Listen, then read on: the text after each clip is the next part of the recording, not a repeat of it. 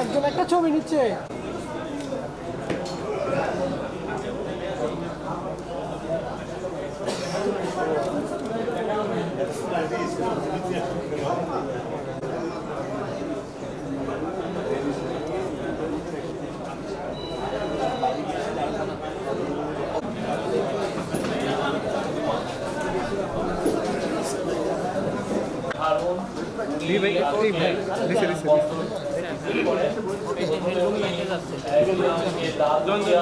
Terminal যেখানে AB বলার মাস investment করতে চেয়েছে সমস্যা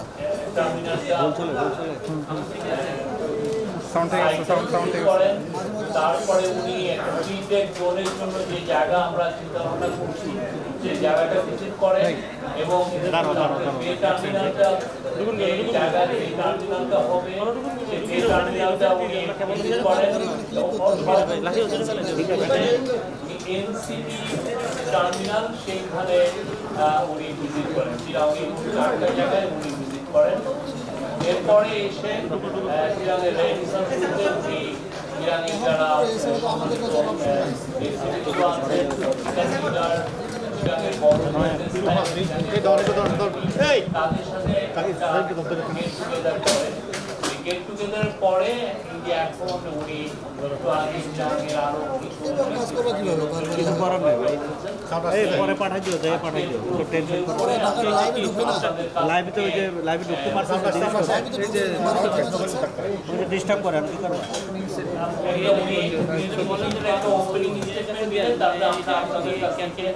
আমরা কোশ্চেন নিব কোশ্চেন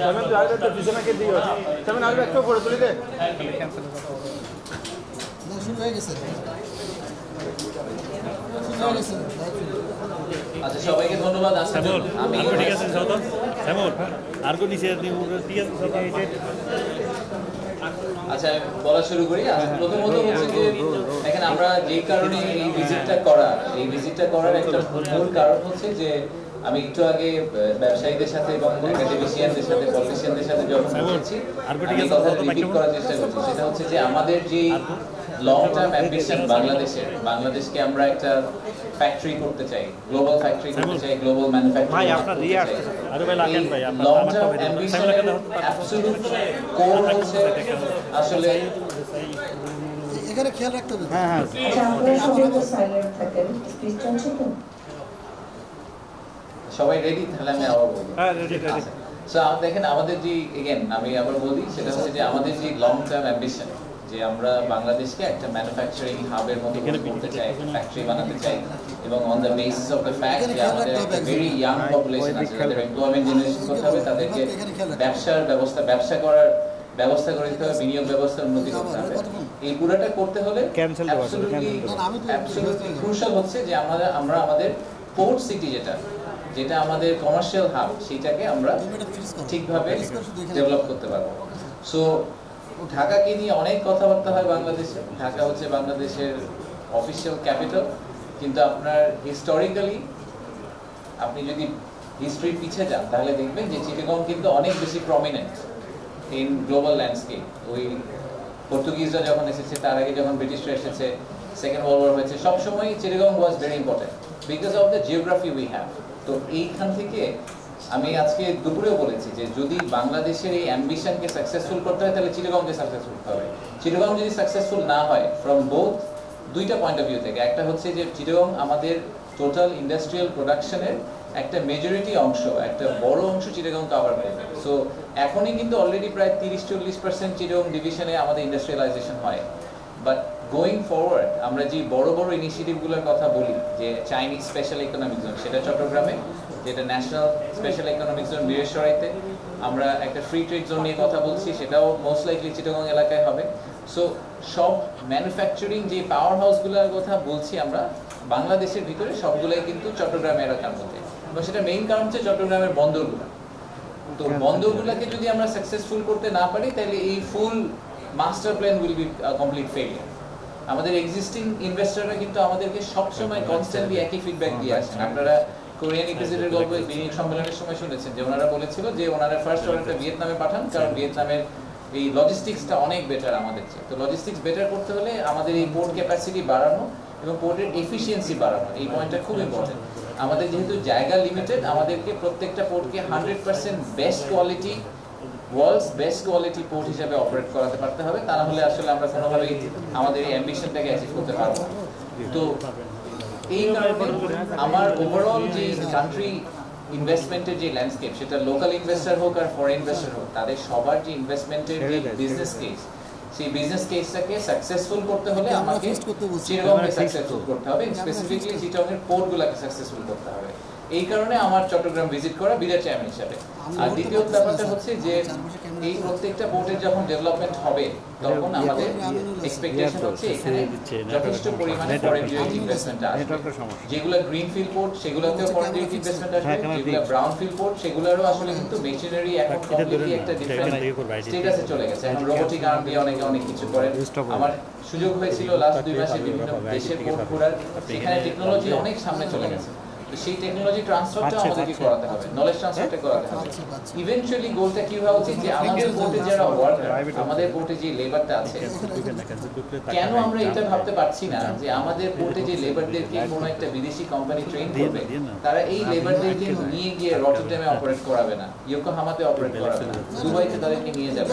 কারণ আমাদের লেবারও তো আমরা এটা তো জানি যে আমাদের লেবারদের I wouldn't say cheap, but I would probably say যে productivity point of view থেকে আমাদের লেবাররা যে cost of our labor is much better than a lot of countries. তাই যদি হয়ে থাকে এই লেবারদেরকে আমরা যদি একই স্কিল লেভেলে নিয়ে আসতে পারি, তাহলে কিন্তু এই লেবারদেরকে আমাদের ভবিষ্যতে তাদেরকে ট্রেন আপ করে এই পোর্ট অপারেশনের পুরো ইন্ডাস্ট্রি, গ্লোবাল যে ইন্ডাস্ট্রি, এটা কিন্তু একটা হিউজ ইন্ডাস্ট্রি। এই গ্লোবাল পোর্ট অপারেটররাই আমাদের লোকজনকে নিয়ে অন্য দেশে পোর্ট অপারেট করে। That should be our vision, our ambition. যে আমরা we should not be bound to Bangladesh only, but Bangladesh's storyটাকে সাকসেসফুল করার জন্য we need all the best ports in the world to operate in Bangladesh. আমরা ক্যাপাসিটিতে কোনোদিনই ভিয়েতনামের সাথে fight করতে পারবো না, কারণ আজকে আপনারা ওখানে ছিলেন কিনা আমি বলেছি যে ভিয়েতনামে total the number of ports they have is 44, 44টা পোর্ট আছে এবং তাদের হ্যান্ডলিং ক্যাপাসিটি হচ্ছে 47 TEU। আমাদের এখন হচ্ছে 1.29 জি 147 মিলিয়ন, আমাদের হচ্ছে 1.29 মিলিয়ন, আর সেটা আমরা সবগুলা পোর্টকে অ্যাক্টিভেট করার পরেও হবে হচ্ছে 7.8 মিলিয়ন। তো আমরা কিন্তু নো এন্ড নিয়ার। তো যখন 7.8 মিলিয়ন হবে সেই 7.8টাকেও আমাদেরকে একদম টু ইটস প্রিসিশন অপারেট করতে পারতে হবে, তা না হলে আমরা আমরা will not be able to compete.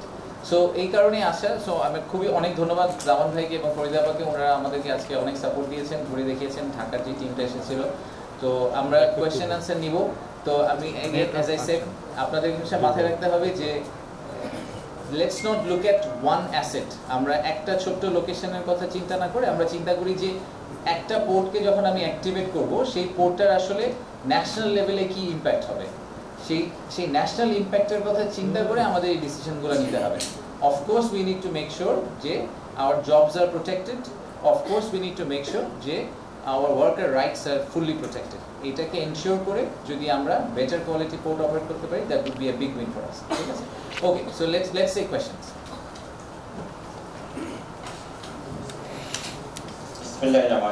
আমি নাসিরউদ্দিন, আমি বাংলা ভিশন টেলিভিশনে কাজ করি। তো আমি মনে করছিলাম অন্তর্বর্তী সরকার আমাদের মনে চট্টগ্রাম বন্দরের কথা ভুলেই গিয়েছিল। যাক, 7 মাস পরে ওরা এখন দেখি একটু অ্যাক্টিভিটি আমরা দেখতে পাচ্ছি। জি, আমি বলছি যেটা সেটা হলো, আমি 111-এর পরে চট্টগ্রাম বন্দরে অনেক পরিবর্তন দেখেছিলাম এবং কি এটা ট্রিমেন্ডাসলি চেঞ্জ, যেটা বলে যে একেবারে রাতারাতি পরিবর্তন, সেটা আমরা চট্টগ্রাম বন্দরে যেটাই অন্তর্বর্তী সরকারের সময় দেখিনি। আমি যেটা বলতে চাই, ব্যবসা বিনিয়োগের ক্ষেত্রে আপনি পৃথিবীর যে কোনো ফরেন ডাইরেক্ট ইনভেস্টমেন্ট হবে ইজিয়ার যদি তার সব কিছু হয় বিনিয়োগের ক্ষেত্রে।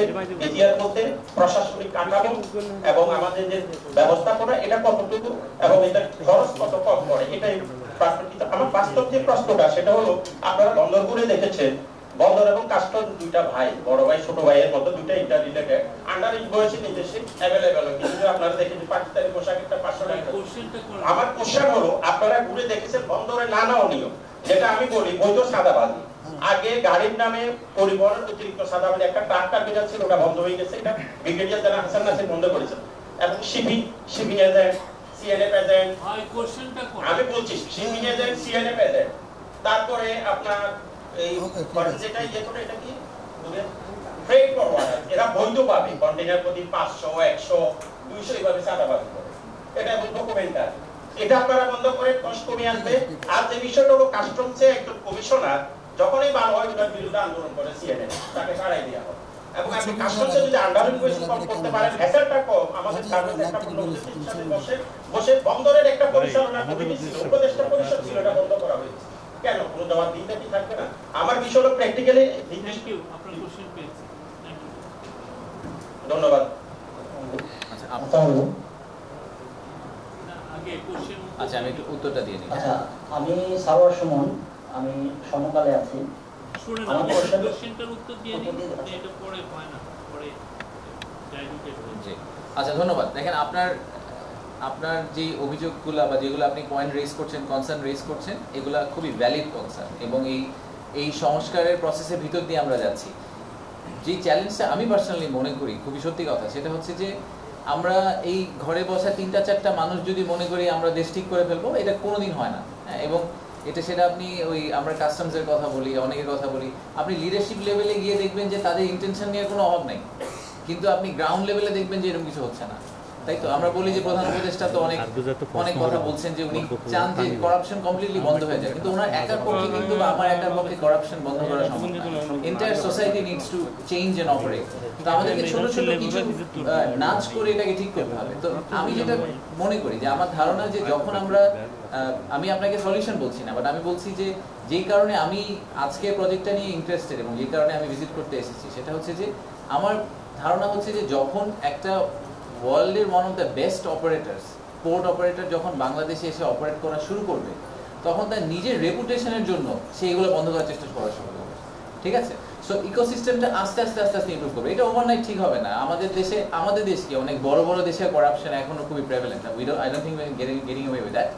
বাট আমাদেরকে কিছু তো ফ্যাক্টর তৈরি করতে হবে, নতুন উপাদান যোগ করতে হবে এই কেমিস্ট্রির মধ্যে, যাতে আসলে করাপশনটা কমে আসে।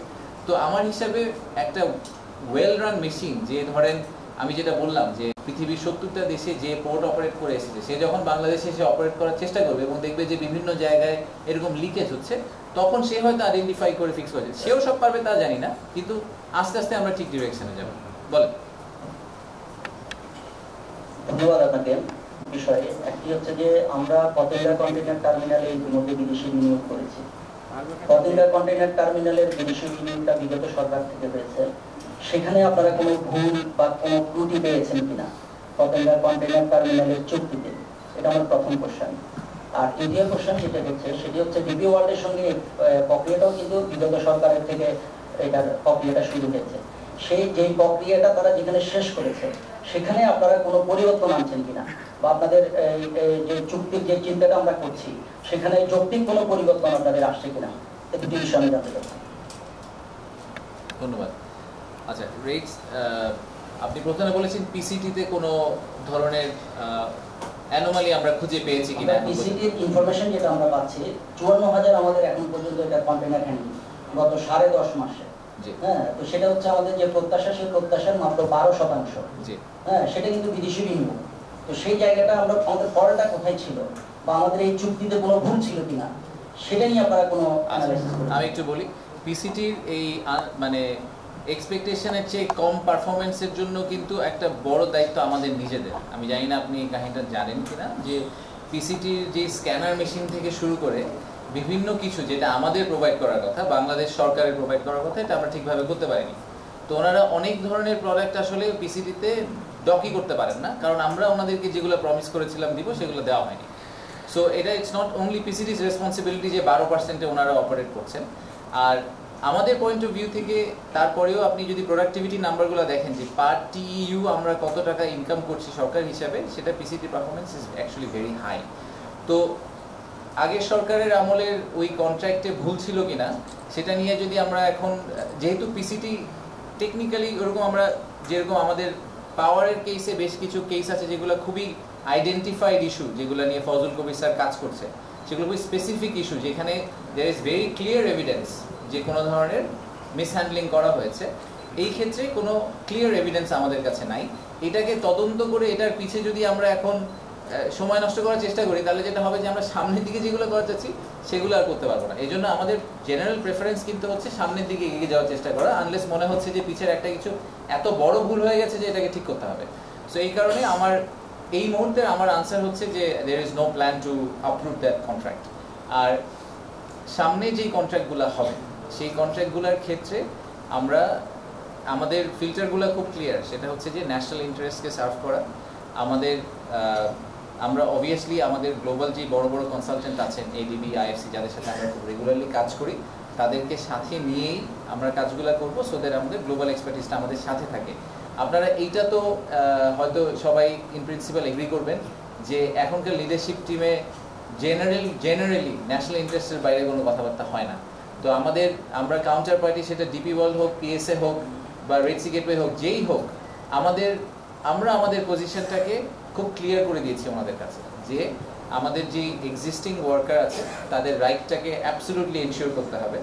তাদেরকে এনশিওর করতে হবে যে তারা তাদের যথেষ্ট পরিমাণ স্কিল ট্রান্সফারের যে ব্যবস্থাটা ওটা ওনারা আমাদের করে দেবেন। ওনারা ট্রেনিং ইনস্টিটিউট করতে পারেন, উইচ এভার ফর্ম, ওনাদেরকে মেক শিওর করতে হবে যে ওনারা স্কিলটা যাতে ট্রান্সফার করতে পারেন, আমাদের নিজেদের ওয়ার্কফোর্স যাতে ওভাবে তৈরি হয়ে যায়। এই প্রিন্সিপালগুলোকে মাথায় রেখে আমরা সামনে দিয়ে এগিয়ে যাওয়ার চেষ্টা করছি, এবং আমাদের এক্সপেকটেশন হচ্ছে যে ওনারা যেই কোয়ালিটির পোর্ট ডেলিভার করেন পৃথিবীর অন্য যে কোনো বেস্ট পোর্টগুলোতে, সেই সেম কোয়ালিটির পোর্ট ওনাদেরকে এখানে ডেলিভার করতে হবে। আসসালামু আলাইকুম, আমার নাম জাহাঙ্গীর, বিজনেস বাংলাদেশের কাছে। আমার প্রশ্নটা হচ্ছে চট্টগ্রামের 3 নম্বর গেট থেকে শুরু করে সংকলা ক্রসিং পর্যন্ত আমাদের যে 11 নম্বর পর্যন্ত যে বন্দরের অংশটা আছে, যেখানে দেখা যাচ্ছে ভিতরে আলাদা মানে জরাজীর্ণ অনেকগুলো হাউস আছে যা শুরু থেকে ছিল, এবং ওই জরাজীর্ণ অনেকগুলো দেখা যায় খুচরা মালগুলা সিঁড়ির মধ্যে রাখা হয়, বাইরে হয়। এটা অনেক হচ্ছে ওইদের ছোট ছোট স্থাপনাগুলোর জন্য ভিতরে গাড়ি বেশি থাকতে হয়, লাইন হয়ে যায়, এবং চট্টগ্রাম শহরের যানজটটা অনেক কঠিন হয়ে যায়। ভিতরের ছোট ছোট স্থাপ অর্থাৎ বন্দরের একটা আলাদা হাউস, কাস্টমসে আলাদা হাউস, এই দপ্তরগুলো যদি একসাথে নেওয়া হয় তাহলে অনেক একটা ভিতরে বাহিরের যে যানজটটা এবং বন্দরের উন্নয়নটা হবে, পুরাতন বন্দরের উন্নয়নের ইতিমধ্যে একটা বন্দরের এই ব্যাপারে একটা কমিউনিটির জন্য একটা মাস্টার প্ল্যান করেছি, এইগুলো হয়তো ফেজ বাই ফেজ আপনার বাস্তবায়ন। এখন আমাদের টপ প্রায়োরিটি হলো ক্যাপাসিটি অ্যান্ড এফিসিয়েন্সি বাড়ানো। এরপরে কমিউনাল ফ্যাসিলিটিসগুলো আমরা রিকভার করছি, কিছু কিছু হচ্ছে, এখনই আপনারা দেখতে পাচ্ছেন, এবং আশা করি এটা আপনারা একটু ধৈর্য ধরেন, এগুলো উন্নতি হবে ইনশাআল্লাহ। এখানে আরেকটু ছোট্ট প্রশ্ন, অনেকেই খুচরা মালগুলো অনেক ওখান থেকে মানে হারিয়ে যায়, এরকমও ব্যবসায়ীদের অনেক অভিযোগ আছে। তো এই সবগুলো যদি একটা কাতার হয় আমাদের চট্টগ্রামবাসীর যে যানজটেরটাও নিরসন হবে এবং ব্যবসায়ীরও উন্নতি হবে, পুরাতন বন্দরটাও আনন্দে এগিয়ে যাবে। অর্থাৎ এইটা মনে করি। এইটার জন্য আমরা পোর্ট কমিউনিটি সিস্টেম করছি এবং পোর্ট কমিউনিটি সিস্টেমের ভিতরে আপনার টোটাল ডিজিটালাইজেশন হবে। আমরা ইতিমধ্যে গাড়িগুলো করেছি, আপনারা দেখেছেন, যার ফলে অনেক দেখেন আপনার ট্রাফিক কনজেশন কমে গেছে। নেক্সট হলো আমরা ব্যাংকের সাথে করছি, যেটা রিয়েল টাইম গ্রস সেটেলমেন্ট, এটা এইচএসবিসি এবং ইবিএল এর সাথে, এবং এটা আগামী মাসের মধ্যে ইনশাল্লাহ শেষ হয়ে যাবে। তারপর আমরা ইউরোপিয়ান ইউনিয়নের সাথে একটা যে সিঙ্গেল উইন্ডো করেছি, সেখানে সমস্ত পোর্টকে আমরা রেখেছি এবং এখানে কাস্টমসের সাথে আমাদের কন্ট্যাক্ট হয়ে গেছে, কাস্টমস এটাতে চলে আসবে। এইটা হয়ে গেলে তখন আমরা কার্গোর টোটাল ভিজিবিলিটি আমাদের থাকবে, একদম শুধু কার্গো না, তার সাথে আপনার ডকুমেন্টেশন সব। সো আপনার এগুলো তখন হবে কি আপনার ফুল টাইম আপনার ইয়ে করা যাবে, ট্র্যাকিং মনিটরিং করা যাবে। কাজে এটাই যে এখন আপনার যেগুলো হচ্ছে এটা অনেক জায়গায় ম্যানুয়ালি প্লেস করা হয়, তখন ট্র্যাকিং থাকে না, রিয়েল টাইম আপনার রেকর্ড থাকে না। ওই সময় কোথাও মিসিং হলে কিন্তু অ্যাটলিস্ট ওইটা ভিজিবল থাকবে, সিস্টেমে আইডেন্টিফাই করা যাবে এটা অমুক লোকেশনে আছে। এই জন্য আমরা ফুল টাইম ওই 24/7 ভিজিবিলিটির জন্য সিঙ্গেল উইন্ডো করছি। ম্যারিটাইম পোর্ট সিঙ্গেল উইন্ডো, এটা ইনশাল্লাহ হয়ে গেলে এই প্রবলেমটা সলভ হয়ে যাবে। আমি একটু আপনার পিসিটির ব্যাপারে একটু জাস্ট হাইলাইট করতে চাই। আমাদের আশিক ভাই যেটা বলেছেন তার পাশাপাশি 2-3টা পয়েন্ট। প্রথমত হলো এই ধরনের পারসেপশন আমাদের মধ্যে ছিল, আমারও ছিল। আমি আসার পরে কন্ট্যাক্টটা দেখেছি। এই কন্ট্যাক্টটা কিন্তু আসলে আপনার ইন্টারন্যাশনাল যে স্ট্যান্ডার্ড সেইটা মেনটেন করে করা হয়েছে। ওনাদের সাইডেও ট্রানজ্যাকশন অ্যাডভাইজার ছিল, আমাদের সাইডেও ছিল, এবং সেখানে আমাদের দেশের যে রাষ্ট্রের যে স্বার্থ সেটা ওখানে সমন্বিত হয়েছে। যেমন আমরা এই টার্মিনালটা তৈরি করেছি অ্যারাউন্ড 1300 কোটি টাকা খরচ হয়েছে আমাদের, কিন্তু আমরা আপফ্রন্ট বা সাইনিং মানি পেয়েছি $20 মিলিয়ন। ওইটা আমাদের অ্যাকাউন্টে আছে অ্যাজ ফরেন কারেন্সি। নেক্সটই হলো যে 0.5 মিলিয়ন টিউসের কথা আপনি বললেন, ওনারা কিন্তু এখনো ইকুইপমেন্ট লাগাইতে পারে নাই, আরও প্রায় বছরখানেক লেগে যাবে, যেহেতু তারা অর্ডার করেছে, এগুলো আসতে সময় লাগবে। আমরা কিন্তু সাইনিংয়ের দিন থেকেই এই ক্যাপাসিটির চার্জটা আমরা পেয়ে যাচ্ছি। 0.5 মিলিয়ন টিউসের যে ক্যাপাসিটির চার্জ ওটা আমরা পাচ্ছি। তার মানে এটা কিন্তু তারা এখন দে আর ইনকারিং লস। নেক্সট হলো যে তারা প্রায় 2200 কোটি টাকার আপনার ইকুইপমেন্ট কিনবে। এই 2200 কোটি টাকার যে 36% হলো আপনার ট্যাক্স, এটা বাংলাদেশ গভর্নমেন্টই করে, বুঝতে পেরেছেন? আর এরপরেও কিন্তু ওনাদের ব্রেক ইভেনে আসার জন্য নিজেদের কার্গো জেনারেট করতে হবে। ওনাদের এই কার্গো জেনারেট করাটা বড় মার্কেটের উপর একটা চ্যালেঞ্জ। ওনাদের হয়তো ডাইভার্সিফাই করতে হবে ট্রেড রুট, তারপরে কার্গো জেনারেট করতে হবে। সো এটা কিন্তু এই চ্যালেঞ্জটা কিন্তু আমাদের পক্ষে নেওয়া সম্ভব ছিল না, বুঝতে পেরেছেন? ধন্যবাদ। মাননীয় চেয়ারম্যান বিডা, আমি সৈয়দ আব্দুল ওয়াজিদ। লং টার্ম অ্যাম্বিশনের তো কোনো শেষ নেই। আমি কিন্তু কোয়ান্টিটেটিভলি আমার অ্যাম্বিশনটা একটা কোয়ালিটেটিভ অ্যাম্বিশন, সেটা হচ্ছে আমি একটা নিজেকে গ্লোবাল ম্যানুফ্যাকচারিং হাব করতে চাই। তো কবে আমরা নিজেকে গ্লোবাল ম্যানুফ্যাকচারিং হাব বলতে পারবো, এটার জন্য আমার ইনিশিয়াল অ্যাম্বিশন টার্গেট হচ্ছে যে 10 বছরের মধ্যে, হ্যাঁ আমরা বলেছি 2035 এর মধ্যে। বাট আমি পোর্টের জার্নিটার কথা যদি চিন্তা করি, পোর্টের জার্নিটার অ্যাম্বিশন কিন্তু আমাদের নেক্সট 5 to 7 ইয়ার্সের মধ্যে আমাদের এটা ক্লোজ করে ফেলা উচিত। আমাদের 2025-এ বসে আছি, 2030-31 নাগাদ আমাদের এই বে টার্মিনাল মানে চিটাগংয়ের যেই কয়টা পোর্ট আছে সবগুলো port pretty much fully activated হয়ে যাওয়ার কথা। সো আমরা যে 7.7+ মিলিয়ন টিইউর কথা বলছি, সেই ক্যাপাসিটিটা আমাদের 30-31 নাগাদ হয়ে যাওয়ার কথা। এখন তার পাশাপাশি যখন ইকোনমিক জোনগুলো যদি টাইমলি ডেভেলপ হতে থাকে, তাহলে আপনারা মানে একটা মার্ক চেঞ্জ দেখতে পাবেন উইদিন নেক্সট 3 to 5 ইয়ার্স। বা নিজেদেরকে স্টাবলিশ করতে তো আরো অনেক সময় লাগে, কারণ নিজেদেরকে স্টাবলিশ করার জন্য আপনাকে ওই কোয়ালিটির পারফরমেন্স কনস্ট্যান্টলি দিতে পারতে হবে। আপনি যখন প্রোডাক্ট প্রডিউস করবেন এবং প্রডিউস করবেন কনসিস্টেন্টলি, তখন আপনাকে 3 থেকে 5 বছর পরে হয়তো লোকজন বলা শুরু করবে। আপনার মনে আছে কিনা জানি না, 1990s এর দিকে চাইনিজ প্রোডাক্টকে আমরা বলতাম যে কোয়ালিটি খারাপ, ভালো না, কেউ কিনবে না। চাইনিজকে অলমোস্ট এভাবে একটা সিনোনিমাস ইউজ করা হতো না।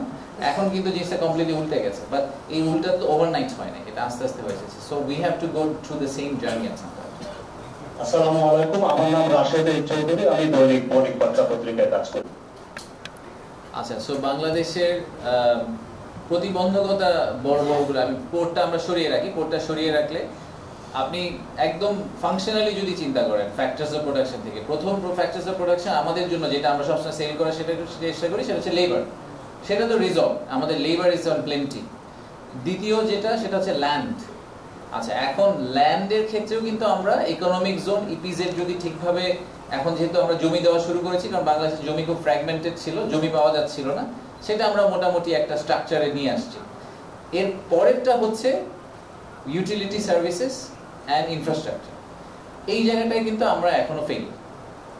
এখানে আমরা এখনো এক্সপেকটেশন বিদেশি ইনভেস্টরদের ক্ষেত্রে অ্যাটলিস্ট আমি বলতে পারি, এবং সেই সেম এক্সপেকটেশনটা দেশি ইনভেস্টর তাদের কাছ থেকে আমরা কনস্ট্যান্টলি শুনছেন যে আমরা গ্যাসের কানেকশন নাই, এটা নাই, ওটা নাই। হ্যাঁ, সো এই যে রিসোর্স যেগুলো আমাদের দেওয়ার কথা, এইটাতে আমরা এখনো we haven tick the box. So এটা আমাদের একটা মেজর এজেন্ডা সামনে যাওয়ার জন্য। যে আমার কাছে গতকালকে আমাদের বিরার সাথে এবং বেজার সাথে একজন চাইনিজ ইনভেস্টর উনি ফ্লাই করে এসেছেন শুধু 2 ঘন্টা আমাদের সাথে থাকার জন্য, কথা বলার জন্য, এবং ওনার ইকোসিস্টেমে আরো 3 জন ওনার সাপ্লায়ার আছেন। ওনারা সবাই জায়গা চান আমাদের কাছ থেকে, কিন্তু শর্ত হচ্ছে জায়গা আমি ওনাকে দিব, উনি কনস্ট্রাকশন শুরু করবেন, উনি 12 মাসের মধ্যে প্রোডাকশনে যেতে চান। আনফরচুনেটলি এরকম 100 একর জমি যেখানে আমি পানি, গ্যাস, বিদ্যুৎ, রাস্তা এবং 100 একর জমি দিতে পারি, এরকম জায়গা আপনি খুব বেশি বাংলাদেশে দিতে পারবেন না। এই মুহূর্তে সরকারের কাছে নাই, জাস্ট নাই। সো হাউ মানে disappointing and unfortunate is it যে আমার কাছে একজন ইনভেস্টর আসছে কিন্তু তাকে আমরা একটা লোকেশন দিতে পারছি না। সো চ্যালেঞ্জ কি দেখছি, এটা হচ্ছে আমার একটা দেখা বড় চ্যালেঞ্জ। আরেকটা হচ্ছে যে সরকার কিন্তু সব ইনভেস্টরের কাছে একটা ব্ল্যাক বক্সের মতো, সব বুঝতে পারে না যে এই ব্ল্যাক বক্স কিভাবে অপারেট করে, ব্ল্যাক বক্সে হাত ঢুকালে হাত থেকে কি, হাতের সাথে কি বের হয়ে আসবে। সো পলিসি কন্টিনিউটির কোয়েশ্চেন আপনি করছেন, আমাদের পাবলিক সার্ভিসের কোয়ালিটি এবং করাপশন, এই সবগুলো ইস্যু কিন্তু মোস্টলি দেখেন আপনারা যে কমপ্লেনগুলো করলেন তার একটা বড় অংশ হচ্ছে গভর্নমেন্টের সাথে, ইন্টার গভর্নমেন্টের public service related corruption complaints. তো এই জায়গাটাতে এখনো কাজ করার মানে আনলিমিটেড অ্যামাউন্ট অফ কাজ করা বাকি আছে। সো আপনি যদি মেইন দুইটা চ্যালেঞ্জ বলেন, আমি মনে করি সরকারের একটা হচ্ছে যে সরকারের যে ব্ল্যাক বক্স, এই ব্ল্যাক বক্সটাকে আমরা কতটুকু ট্রান্সপারেন্ট করতে পারি, এটা আমার একটা বড় চ্যালেঞ্জ। আর একটা বড় চ্যালেঞ্জ হচ্ছে যে ল্যান্ডটা সলভ হয়েছে কিন্তু সাথে ইউটিলিটির পার্টটা আমরা আসলে এখনো রিজলভ করতে পারিনি, এটা আমাদেরকে আসলে রিজলভ করতে হবে। আমি জোবায়েত, আমি যমুনা টেলিভিশনে কাজ করি। ধন্যবাদ। সো আপনার যদি মনে থাকে যে ইনভেস্টমেন্ট সামিটে আমরা 5টা থিম নিয়ে কাজ করেছিলাম, সাব থিম নিয়ে। 5টা সাব থিমের মধ্যে একটা কিন্তু ছিল এগ্রো প্রসেসিং, কারণ আমরা জেনুইনলি মনে করি যে বাংলাদেশের যে সার্বিক অবস্থা, সেই অবস্থায় এগ্রো প্রসেসিং এ যে কোনো, সেটা লোকাল ইনভেস্টর হোক বা ফরেন ইনভেস্টর হোক, তাদের এইরকম একটা বিজনেস মডেলে অনেক লাভ করার এবং ভালো রিটার্ন পাওয়ার সুযোগ আছে। সো আমরা এই আমাদের যে একটা এফডিআই এর ফোকাস, সেক্টরাল ফোকাস, এই সেক্টরাল ফোকাসের মধ্যে agro processing is one of them. So আমরা এটাকে কন্টিনিউ করবো। আমরা যেসব পলিসি ডিসিশন নেওয়ার চেষ্টা করবো সেটার মধ্যে এগ্রোকে আমরা ক্যাটাগরিক্যালি সবসময় প্রায়োরিটাইজ করার চেষ্টা করবো। আর আপনি যেটা ওয়েস্ট টু পাওয়ারের কথা বললেন, ওয়েস্ট টু পাওয়ার টেকনোলজি তো এটা নতুন কিছু না, বিদেশে সবখানেই হচ্ছে। In fact if I am not wrong, ঢাকাতে আমাদের ওয়েস্ট টু পাওয়ারের প্রথম প্ল্যানটা মনে হয় ঢাকাতে কমিশন হবে, বেশি দিন বাকি নাই, ওটার কাজ চলছে অলরেডি। সো আমার এক্সপেকটেশন হচ্ছে যে আগামী কয়েক বছরের মধ্যে সবগুলো সিটি কর্পোরেশনের জন্যই waste to power energy should be probably made a mandatory thing, যে প্রত্যেকটা সিটি কর্পোরেশনেরই ওয়েস্ট টু পাওয়ারের প্ল্যান থাকতে হবে। এখানে চ্যালেঞ্জ যেটা, সেটা হচ্ছে ইকোসিস্টেমটা, কারণ এই ওয়েস্ট নিয়েও তো একটা ব্যবসা হয়। তো এই যখনই আপনি একটা ওয়েস্ট টু পাওয়ার এনার্জি কোম্পানিকে নিয়ে আসবেন, তখন কিন্তু আপনার গ্যারান্টি করতে হবে তাদেরকে যে আপনি ওয়েস্টটা সাপ্লাই দিতে পারবেন, তাহলে তো পাওয়ার প্রডিউস করতে পারবেন। তো ওয়েস্ট সাপ্লাই করার রেসপন্সিবিলিটি কিন্তু আমাদের, মানে সরকারের। তো ওয়েস্ট সাপ্লাই করার যে ইকোসিস্টেম, যে বিজনেস মডেল, ওখানেও তো একটা বিজনেস মডেল আছে, অনেকেই ওখানে ইনভলভ। ওই জায়গাটাকে যদি আমরা ক্লিয়ার আপ করতে না পারি, তাহলে waste to power energy company এনে লাভ নাই। তো সেই কারণে এটাকে এক্সপেরিমেন্টালি যদি ঢাকাটা ঠিকভাবে কাজ করে, আমার ধারণা যে তারপরে আমাদের খুব দ্রুত চট্টগ্রাম সহ আরো বেশ কয়েকটা শহরে আমাদের এটাকে কপি করতে পারা উচিত। ধন্যবাদ। আর দুটো কোশ্চেন, আপনি যদি এটা মানে আমাদের রোড নেটওয়ার্ক যথেষ্ট পরিমাণ না, এটা নিয়ে কথা হচ্ছে যে ঢাকা চিটাগং হাইওয়েটা 4 লেনের জায়গায় 8 লেন করা যায় কিনা, বা দোতলা করা যায় কিনা, এরকম বিভিন্ন প্ল্যান নিয়ে রোডস এন্ড হাইওয়েজ কাজ করছে। আমি জানি যে ফজল কবির স্যার এটা নিয়ে খুব সিরিয়াসলি দেখছে। তারপরে চিটাগং এর পরে হচ্ছে মাতারবাড়ি তো আরেকটু সামনে যেতে হবে। তো মাতারবাড়িকে যখন আমরা ডিপ সি পোর্ট করবো, রেল নেটওয়ার্ককে ওই পর্যন্ত টেনে নিয়ে করা হবে কিনা, নাকি ওখানেও রোড নেটওয়ার্ক করা হবে, এরকম বিভিন্ন ধরনের মাস্টার প্ল্যান নিয়ে কাজ চলছে।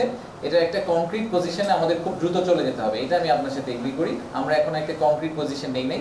আরো বড় ভয় হচ্ছে যে সরকার বদল হয়ে গেলে আবার পজিশনটা চেঞ্জ না হয়ে যায়, যে রাস্তা একটু এদিক দিয়ে না গিয়ে একটু ওদিক দিয়ে গেলে আরেকজনের বাড়ির কাছে হয়ে যায়, এগুলো যাতে না হয়, এটা আমাদেরকে টেনশন করতে হবে। আর মাতারবাড়ির জন্য কিন্তু আলাদা একটা মিডি প্ল্যান, মানে মিডির একটা আলাদা গ্রুপই আছে যে ওটাকে প্ল্যান করার জন্য। সো আমি আপনার অরিজিনাল কোয়েশ্চনটা ফেরত যাই, সেটা হচ্ছে যে ফেনীর মতো ইনসিডেন্ট হলে আপনি রেল নেটওয়ার্ক করেন আর রোড নেটওয়ার্ক করেন, ইট উইল স্টপ। ওরকম ওয়ান অফ ইনসিডেন্টের জন্য আপনার একটা সেকেন্ডারি সাপোর্ট সিস্টেম লাগবে। বাংলাদেশের ক্ষেত্রে সেই সেকেন্ডারি সাপোর্ট সিস্টেমটা হচ্ছে মংলা। সো মংলাতে কিন্তু এখন একটা বড় জেটি নির্মাণ করার কাজ চলছে, মংলাকে এক্সপ্যান্ড করার চেষ্টা করা হচ্ছে, এবং মংলাতে অলরেডি একটা ইপিজেড আছে। আমরা পাশে একটা সেকেন্ড চাইনিজ ইকোনমিক জোনের কথা চিন্তা করছি। So Mongla will be hour secondary support. যদি কখনো এরকম সিচুয়েশন আসলেই হয় যে ডাইভার্ট করতে হবে, তাহলে যাতে আমরা মংলা থ্রুতে ডাইভার্ট করে নিয়ে আসতে পারি।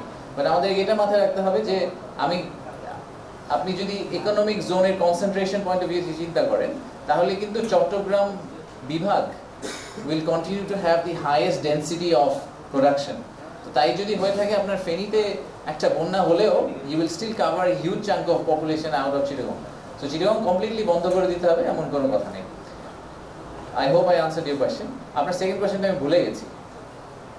সেকেন্ড কোয়েশ্চেন ছিল ওভারঅল আমাদের কোনো পজিশন আছে কিনা 7.8 বিলিয়নে আমরা যাব, সেটা কিভাবে যাব? মানে আমাদের এক্সপোর্ট ইম্পোর্টার এই গুডসটা কোথা থেকে আসবে?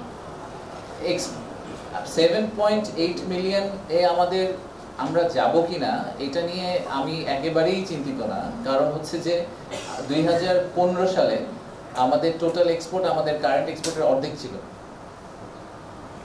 ঠিক আছে? I think if I am not wrong that is the number, যে অর্ধেক ছিল। সো এক্সপোর্ট যেই হারে বাড়ছে তাতে, আর আমরা তো রিসোর্স হেভি কান্ট্রি না, আমরা যাই বানাই বাংলাদেশে ম্যাক্সিমামই আমরা বাইরে থেকে নিয়ে আসি, তাই না? তো তার মানে হচ্ছে যে আপনি যদি কাপড় বানান আপনাকে তুলা নিয়ে আসতে হবে, সো আপনাকে ইম্পোর্ট করতে হবে, আবার আপনাকে এক্সপোর্ট করতে হবে। দুই ক্ষেত্রেই কিন্তু টিইউ বাড়তে থাকবে, ইটস অলমোস্ট এক্সপোনেনশিয়াল ইফেক্ট।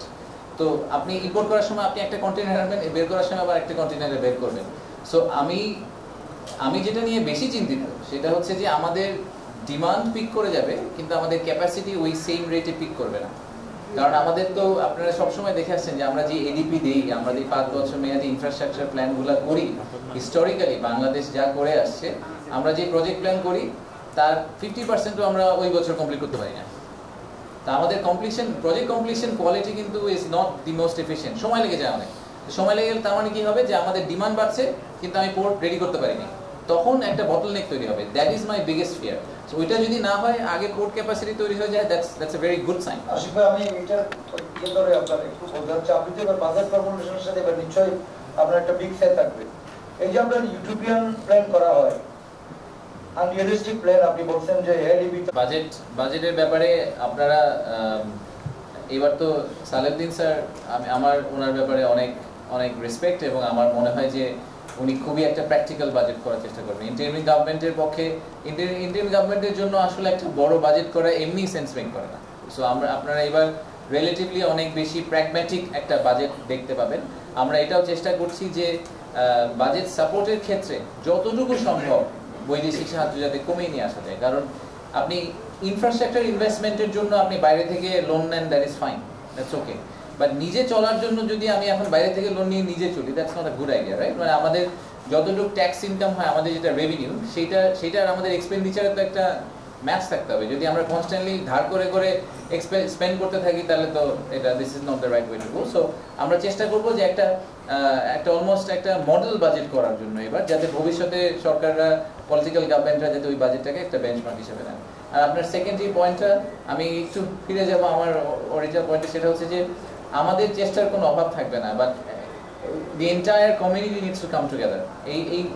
এই নেক্সাস ব্রেক করার জন্য আপনাদের সবার সাহায্য লাগবে, তা না হলে এটা আমরা একা চেষ্টা করে মানে we will go nowhere. আমরা এটা অনেক জায়গায় ফেস করেছি লাস্ট 6, 7, 8, 9 মাসে।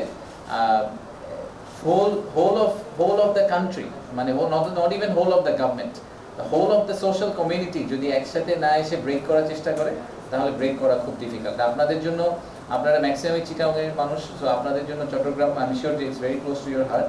সো আমার রিকোয়েস্ট থাকবে যে আমরা কিন্তু জেনুইনলি মনে করি যে Chittagong is the crown Jewel আমাদের জন্য। হ্যাঁ, চিটাগংকে সেন্টার করে পুরো প্ল্যানটা করা।